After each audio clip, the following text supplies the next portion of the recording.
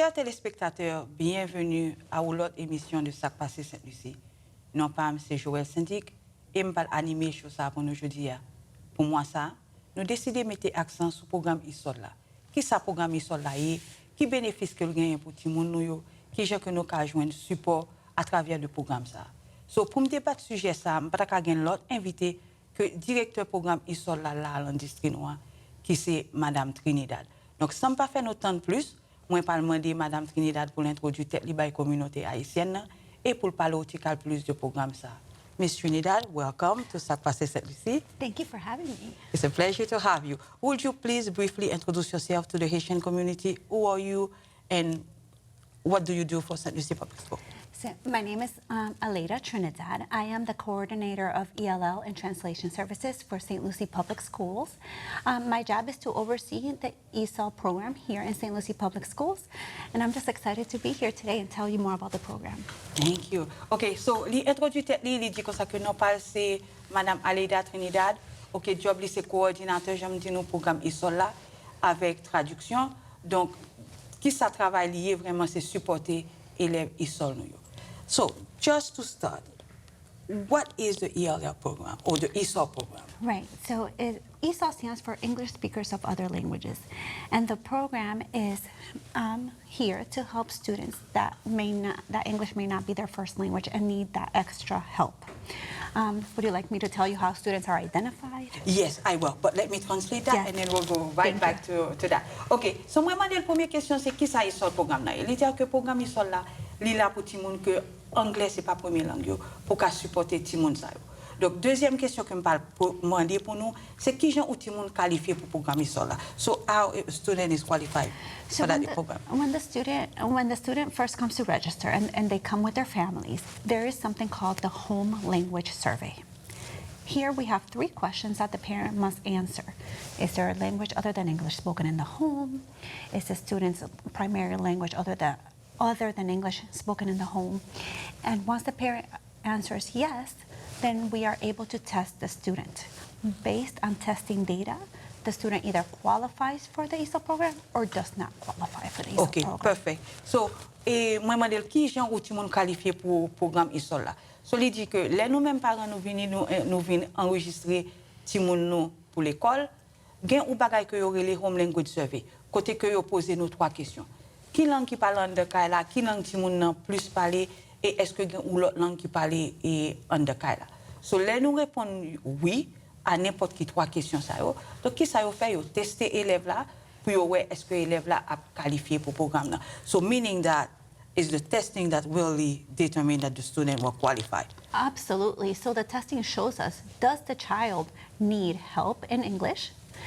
Or no, the child is proficient, even though they may have another language. The child is proficient and does not need help. So the testing is what determines. Okay. So, les préciser pour nous que testing, les nous tester élèves là, c'est déterminé. Même si tu as une autre langue qui te parle dans le cas, même si tu as lui-même parle l'autre langue. Mais s'il passe ce test là, nous ne pouvons pas mettre dans le programme ESOL là.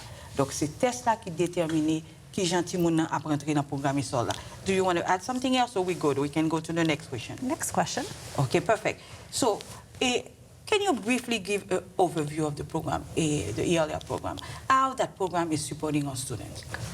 So the ESOL program supports our student with the goals of learning the 4 domains of language: listening, speaking, writing, and reading. Okay, so moi je dis que est-ce que le cabane ou overview, okay, ou idée générale de sa programme ESOL là, il est là pour aider les gens dans 4 domaines qui c'est anglais, grammaire anglais et lecture avec essai, ça veut dire écriture et rédaction. And the goal of the program is for the students to be successful in academics and college and career ready. OK, et but programme ça c'est pour assurer que tout le monde y a un succès au niveau de l'école là et au niveau de carrière. OK, and what will be a key challenge that ELL students are facing? So I would say that one of the challenges that ELL students face is the fact that they not only have to learn English, so they not only have to learn the language, but they also have to learn the academic content at the same time. So it's a twofold. I'm learning English, but I'm also learning grade level standards and what is happening in that specific content area. And it has to go almost at the same time. Yes, and right, so it's like as a student, I have to learn and keep up, right? Ok, so moi demande que qui problème et qui difficulté que ti moun nou yo gagné et les ti moun ça identifié comme et li fait partie du programme ISOL là. Donc il dira que une difficulté c'est que non seulement faut ti moun apprendre partie académique là, mais en même temps faut l'apprendre langue. Donc c'est ça fait que le programme là pour supporter élèves ça yo. Do you want to add something else? Okay, so now I'm a parent. I have my student in the ELL program. Okay. First of all parents should receive a letter letting them know that. Absolutely. Okay. So nous tout à supposé recevoir une lettre qui dit nous que Timoun nous fait partie du programme ISOL là. Okay. So now, what resources? How can I support my child? What is available? So first, let's talk a little bit about the resources that are available in the school for the child, and then the resources that are available for the parents.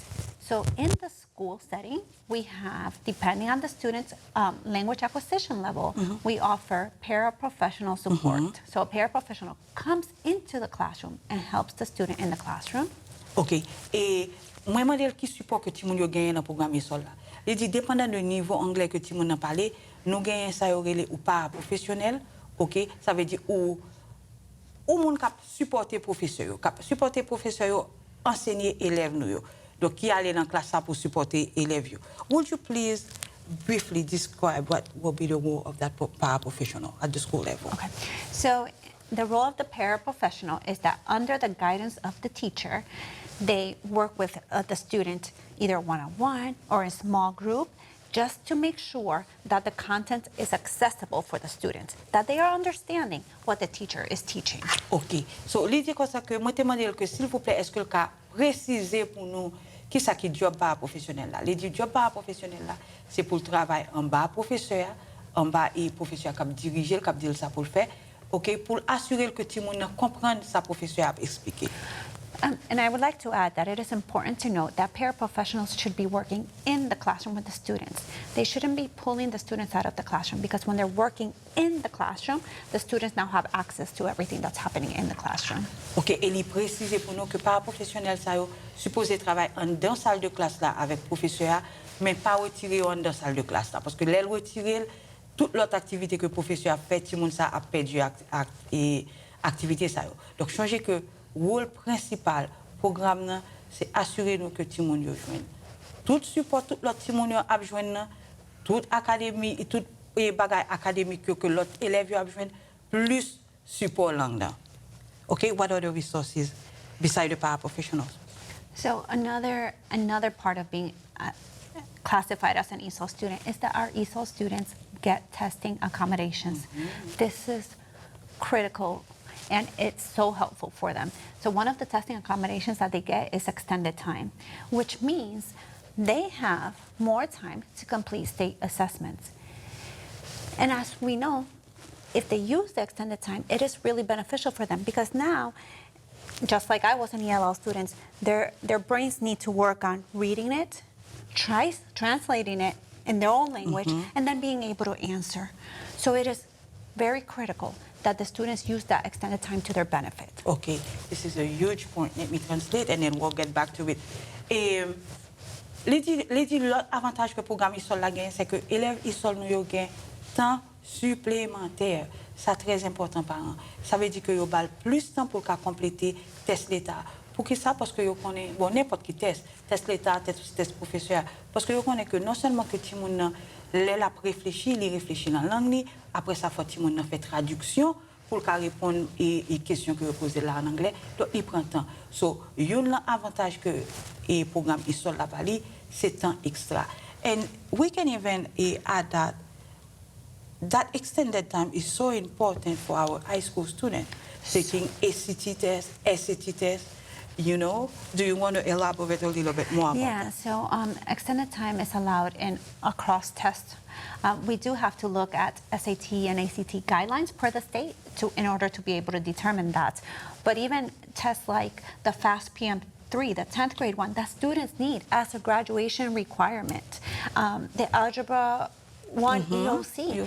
So if students take their time, and in addition to taking their time, they have additional time to really focus on the test, then they are more likely to be successful. Instead of rushing and say, oh, I can't figure it out, and rushing, or I have a time, my time is almost up. No, use that time.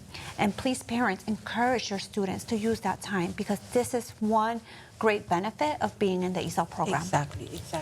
OK, so nous élaborons plus sur temps extra que élèves yo gagnent, surtout au timon, et si nous avons timon qui est en 11e année, en 12e année, qui supposé prendre test SAT, SAT, et pour yo ka joindre note que yo besoin pour graduer, timon ça gagne temps extra. Donc il est important que tout timon nous qui est en programme, nous mêmes parents nous rappeler pas courir rabâcher test là pour qu'à courir aller rester prend temps, parce que temps extra ça c'est des capédos pour qu'à get succès qu'on besoin et pour graduer. Okay. So we said the paraprofessional, so this will take care of language. The student has a support in their own language. We spoke about the time. What else we have? So another thing I want to point out is that in our high schools, in 5 of our high schools, we have a class called ELD, English Language Development. This class is designed specifically for our newly arrived students, and it really focuses on teaching the language of English. OK. Et il dira que additionnellement de tout support que le programme ESL là-bas élèves nous, il y a une classe qui est au niveau de high school, au niveau secondaire, que relève ELD, OK, ou bien en anglais ELD. Classe ça c'est côté que y a un professeur spécifique qui est là pour aider tout le monde à apprendre langue plus vite. Okay, perfect. I think we cover most of the support. Yes. What else do you have at district level to support your ELL student? So I did want to mention that at district level, we have an instructional specialist that works specifically with teachers on professional learning, coaching them, providing them with strategies in order to equip them to better serve our ESL students. Okay, so au niveau district lui-même, nous avons ou employé. OK, et le programme ESL là que job li c'est travailler avec professeur pour le montrer professeur technique que yo ka utiliser pour aider élèves ESL là comprendre classe yo les y a fait leçon yo. OK, is there anyone else you have in your department? Yes. Which I wanted to mention a little later in the interview, but we'll do this now. We have someone called Lucie Mortimer. Her role is to serve as a bilingual parent educator, and she's completely fluent in Haitian Creole, and her job is really to connect, to serve as that school to home connection, right? So I would encourage you, if you're looking for someone to connect with and someone to connect you back to the school, please reach out to Lucie Mortimer. OK. So, il y a un autre monde dans le département là qui c'est Madame Lucie Mortimer, côté que job li c'est connecté parents avec l'école là. Donc, il dit nous que si nous-mêmes nous sommes parents qui regardent des choses ça, s'il vous plaît, prenez temps nous, si nous besoin plus support, si nous besoin comprendre le système de l'école là, puis bien, prenez temps pour nous connecter avec Miss Lucie qui parle bas et support qu'on besoin. So, this will get us to the next question. How can parents get more involved in their student education? So, sometimes for our parents of ELL students, they feel maybe intimidated because of the language barrier, but I would strongly encourage not to let language be a barrier. You have access to the school. So please, the first thing is make sure you establish clear communication with the school. OK. So, moi, je dis comme ça que qui nous mêmes parents, nous avons gens plus et participer dans l'éducation de moun yo. Li dit nous comme ça que pas quitter langage là, bas nous barrière. OK. Participer à dans toute réunion et utiliser aide et paraprofessionnels que nous gagnons pour supporter nous les grands meetings. At a meeting, they will be able to have the support of a paraprofessional who will do that translation for them. Yes, absolutely. So language is not Exactly. Donc, langage là, et parents, s'il vous plaît, pas oublier. Aller dans l'école, yo, n'a besoin de monde qui parle langue dans cap supporter nous. Okay, you want to add anything else to that? Yes, for go ahead. that, so I do want to give 2 practical strategies that will help parents at home and being involved in their child's education. The first that is at the district level, we offer ESOL parent workshops, and these workshops are designed around topics like teaching parents how to use Skyward or teaching parents the importance of attendance. And it really provides parents with resources to navigate our school system. So that's one way. OK. So, l'idée comme ça que l'autre ressource, c'est que yo bail au niveau de district des séances de formation, des séminaires pour parents qui permettent de naviguer le système. Qu'est-ce que ça veut dire? Ça veut dire apprendre comment pour monter ce système qui est le Skyward. Skyward, c'est la toute information élèves, tout notre élève, attendance élève, présence. Donc, yo fait des séminaires côté que apprendre parents qui gens pour utiliser et toutes ressources ça yo nous gagne. And then the second way is to become part of our ESOL Parent Leadership Council. Okay, and what is that? So our ESOL Leadership Parent Council is a group of parents that meets on a monthly basis where we talk about important topics specifically related to ESOL, but it also is a platform to give parents a voice to share their concerns or just positive things that are happening.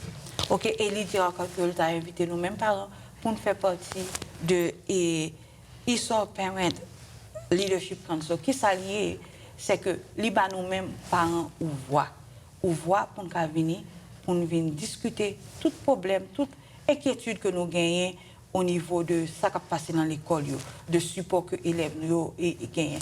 Donc avec ça, changer que moi dis nous c'est qui coordinateur programme, les nous parler, les nous participer, il y a qu'à mettre des ressources en place pour aider élèves nous un peu bien. And I just want to point out with our ESOL PLC, it was actually highlighted by the state of Florida last school year because of the amazing work that the parents were doing in the PLC and all the things they were learning. So I would strongly encourage you to please call Lucie and become a part of that group. OK. So Lucie comme ça que programme ça côté que nous inviter parents yo viennent faire partie de groupe Parent Leadership et ça pour programmer ça là. C'était là même parlé de l'île, souligné que c'était un bon programme qui était bien structuré et en quelques mots. Donc, les dinos, s'il vous plaît, si nous avons participer à groupe ça, relais Madame Lucie Montimer, côté que l'APCA aide nous pour nous enregistrer et participer à la réunion ça. OK. Et throughout the years, how the ELL program evolved? Yeah. So are we making progress? Yeah. So this is one part that I'm passionate about and I'm excited about.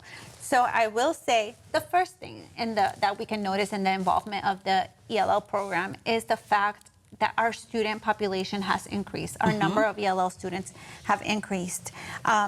So for example, in September 2024, we had 6,176 students. September, can you repeat that number? Yep, September of 2024, we had 6,176 students, ELL students.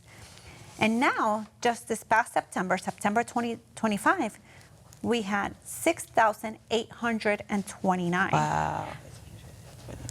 Okay, let me consider that and then I'll get back to you. So, moi, je vais comment le programme ESOL au cours des années, au fil des années, a évolué ici, là, dans Saint-Lucie Public School. So, l'idée comme ça que nous avons une augmentation phénoménale, premièrement au niveau du nombre d'élèves. L'année dernière, septembre 2024, là, on a compté combien d'élèves ESOL qui étaient dans le programme, c'était 6176 élèves. Année ça, OK, en septembre, elle contrôle combien d'élèves qui sont dans le programme, nous avons 6829 élèves. Donc, ça veut dire que la population a augmenté. OK, and what this number will mean for a parent if we have more students? So, when we get an increase in population, it provides us the opportunity to provide more paraprofessional support at the school level. So with that being said, we have some new positions, and we are looking to fill those positions with paraprofessionals. And we actually have a job fair happening October 30th if you have a heart for the students. OK. So, moi, je dis comme ça que nous-mêmes, parents, captons des choses, ça. Qu'est-ce que ça veut dire pour nous de que une quantité d'élèves que nous gagnons dans le programme là augmenté de année dernière à année ça? C'est-à-dire que chaque fois que le nombre a augmenté, ça veut dire que nous avons plus d'argent, nous avons plus de ressources pour nous faire qui ça avec ressources ça pour nous créer des jobs, pour employer paraprofessionnels qui parlent des petits dans la salle de classe. Il dit comme ça que les appel d'offres ou offres d'emploi et ou faire du travail que y a fait à la fin mois ça et que si on même obtient des choix ou une passion pour aider les élèves, donc il parle plus d'informations pour venir et participer. And one thing that I'm so proud about is our increase in graduation rate over the years. Yes. You know, in like 2021 to 2022, we were in like from the 70th percent. But the latest data that we have in 23-24, our graduation rate was 89.8%. Wow. So that is such a huge increase. Our ELL students are making learning gains. We are supporting that aid that our school district has. So I'm extremely proud of our students and our teachers. Yes, it's true. So, Lydia, ou l'autre bagaille que je voulais souligner sur Jean district a augmenté au niveau de programme là, c'est quantité d'élèves que nous gagnons qui gradué. Dans les premières années, par exemple 2021-2022, nous avons à peu près 70 à 80% de élèves qui graduent. Donc, Kounia, année ça, quantité d'élèves qui ont gradué surpassé numéro année dernière. Côté que nous fait partie de 10 districts, côté élèves, nous avons fait plus progrès dans le programme ESOL. And we are part of the top 10. Top 10 in the state. So This that's is an so amazing, exciting. It is. So this is really a testament of all the work and support that our students are getting. And that's what I want to really ensure that our parents understand, that being in the ESOL program is such a good and beneficial and positive thing, and we're only here to support your student. And what would you say to those parents that say, why my student in the ELL program? If my student is ELL student, they can be taking the all-enrollment classes, or they can take honors class. Is this true or is not? So, and I want to clarify that misconception, right? Being in the ELL program doesn't prohibit you from anything. It's just an added benefit. Our students have equitable access to everything that other students have. They can be in dual enrollment classes. They can be in ACE classes. They could be in advanced placement classes. Obviously, the testing needs to show that, right? And the students need to work to be in those classes, just like any other student. Exactly.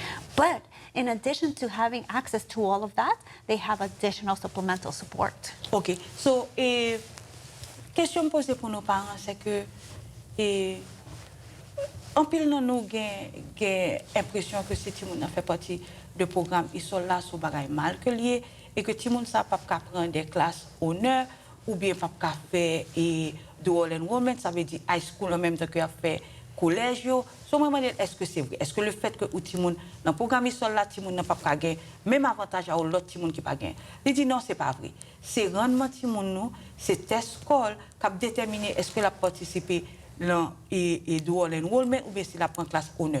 Donc, ça, c'est une mauvaise interprétation du programme pour que les gens aient même accès à tout bénéfice que n'importe qui gagne. En plus de bénéfices, ça les gains support au niveau de langue et support côté que les gains plus ça. Donc le fait que petit dans le programme n'a pas empêché le faire rien. Is there anything you want to add to that? No, that's it. I think we captured it. Okay, we're almost to the end. What will be the advice that you will give a parent who needs one to be more involved or to advocate for their student? What will be that advice? So I have to relate that back to my own personal story. I was born in Puerto Rico, and then I came to the U.S. when I was 8 years old. By the time I was in middle school, I had already been at 6 different schools. So I know what it feels like moving from school to school, and I know what it feels like not knowing any English and just having to navigate that. So my strongest support growing up was my parents. And so even though they didn't speak English, just knowing that I had them, it was such a great support, and that's why I am successful today, because of what they did. They didn't know any English, but they were in that school. They were asking about my schedule. They were saying, why was she put in this low-level class? No, she's capable of more. So, and they were talking in Spanish when they would go to the school, but because they were there for me, and they didn't let language be a barrier, I am who I am today. So I strongly, that would be my biggest recommendation. Don't let language be a barrier. Be there for your students. Encourage them, motivate them. Every single day I would get home from school, my parents would ask me, what did you do in school today? And they didn't ask me in English, they asked me in Spanish. But it's still, when you're developing that home language is still being built. So it's gonna transfer to the English. So keep talking to your students in your home language. This is a good point. So, moi, je dis comme ça que qui conseille que nous mêmes parents qui t'arrêtent et participer plus dans la vie académique de mon. Il dit comme ça que il voulait pas ou exemple personnel côté que lui-même il était sorti Porto Rico, OK, il était venu par boy ici, il était passé plus que 6 différentes écoles, donc il a comprendre et qui difficulté que élèves nous qui pas parler langue qui fait partie du programme ils sont là gagné. Et il dit ça que parents, malgré que parents yo même yo pas parler anglais, parents étaient parler espagnol, parents pas jamais perdu l'opportunité les lui-même les sortent l'école pour poser la question qui sont fait dans l'école là qui est devoir qu'on gagne. Il dit même que les parents yo a regardé horaire et que yo mettez dans une classe qui faible, qui pas tellement qui avancé pour motiver ti moun nan, parents yo à l'école là et à parler pour eux, yo mandé moun yo pour qui ça nous mette petit moyen en classe ça retirer et mettre dans l'autre classe. Donc ça veut dire que les associer succès côté lié jodi à support que parents bali. Donc il dit que là nous mêmes parents importance nous en pile dans la vie ti moun yo. Donc il est important que nous style poser aux questions et nous style vérifier qui ça y a besoin, qui support que y a besoin. That's really a great example. And again, and even when they are getting those communication with the student, it's important that they don't take one word. Oh, was your day today good? No. Make them expand. Make them expand. Even in their home language. They don't have to necessarily speak to you in English. Make them expand. Talk in full sentences. Because language does transfer. Il dit comme ça que l'important que l'on a posé tout le monde sa question. Pas prendre un seul mot dans mais là nous demander comment journée a été bien. Non. Faites pas nous une phrase complète parce que le fait que y a parlé même si c'est pas en anglais, y a parlé en créole ou bien en langue que nous parler, le fait que y a pas nous une phrase structurée et complète, pas que ça pas transférer l'anglais parce que qui ça anglais est sur traduction de tout ça tout le monde connaît. Donc s'il pas rien en tête, il pas rien là pour traduire. OK, donc rôle nous important. Miss Trinidad, thank you so much. It was a great émission, so thank you. Thank you so much. Et chers téléspectateurs, c'était Miss Saint-Dic, c'était le programme ça que nous porté pour nous aujourd'hui. Aujourd'hui, nous avons focus sur le programme ISOLA, côté que en pile élèves nous, en pile nous captons des émissions ça, si nous fait partie du programme ISOLA. So, et ça important que nous te parler, c'est que le programme ISOLA, il pas empêcher ti moun arriver côté le rivière. Programme ISOLA, au contraire, il va le support additionnel côté que ti moun capable de temps supplémentaire, la fort de voix ou bien la bon examen pour ti moun sa bay maximum note pour le bay là. Donc li aussi Madame Trinidad et souligner pour nous que l'important pour que nous parler à ti moun yo, connaître qui c'est à faire, poser aux questions et que pour nous bay au support que nous besoin dans n'importe qui là. Pour nous finir, moi je voulais rappeler nous de ça que Madame Trinidad te parlé à, lui dire que les parlons offre et d'emploi qu'a fait le 30 octobre. OK, donc si nous-mêmes n'avons regardé choses ça, nous voulons participer, OK, nous pensons que nous avons des compétences qui sont nécessaires pour nous travailler avec les élèves. S'il vous plaît, venez le 30 septembre le district. At what time is October 30? 9 to 11, but get here early. De 9h du matin à 11h du matin. Donc, c'est les salles à fête là, à l'encentrale là. Merci tout le monde. Encore une fois, c'était Miss Saint-Dic et à la prochaine.